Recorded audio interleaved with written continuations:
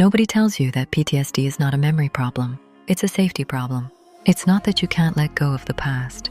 It's that your body learned very precisely what happens when you let your guard down. So when people say, just relax, just think positive, just move on, what they're really asking is, can you forget the lesson that kept you alive? And your nervous system answers honestly, no, PTSD is not weakness. It is a system that adapted faster than consciousness could keep up.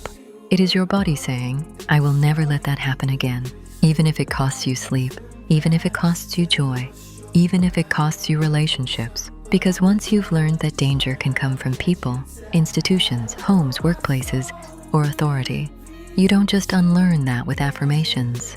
You carry vigilance where others carry trust. You carry pattern recognition where others carry denial. You carry depth where others carry ease. PTSD's waking up already tired. It's feeling like the world is too loud, too fast, too sharp. It's being accused of being too sensitive when your sensitivity is actually accurate. It's wanting connection and also wanting distance, because closeness once came with a price.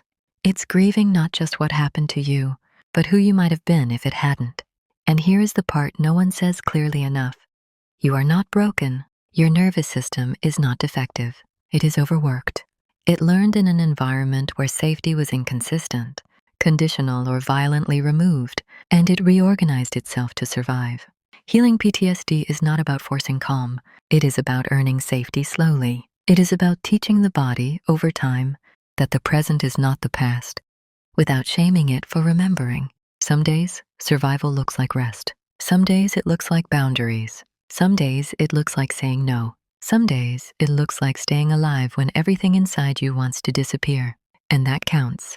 You don't owe anyone a version of yourself that ignores what you endured. You don't owe productivity while rebuilding your nervous system. You don't owe forgiveness on a timeline that suits other people's comfort. PTSD recovery is not linear. It is cyclical.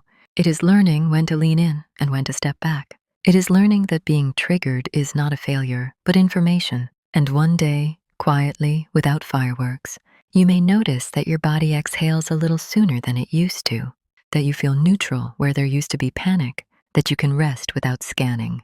That joy visits without immediately being followed by fear. Not because the past disappeared, but because your body finally believes you can survive the present. You are not weak. You are not dramatic. You are not broken. You are a human being whose system adapted to something real and is learning at its own pace that it no longer has to fight alone. And that is not failure. That is courage in its rawest form.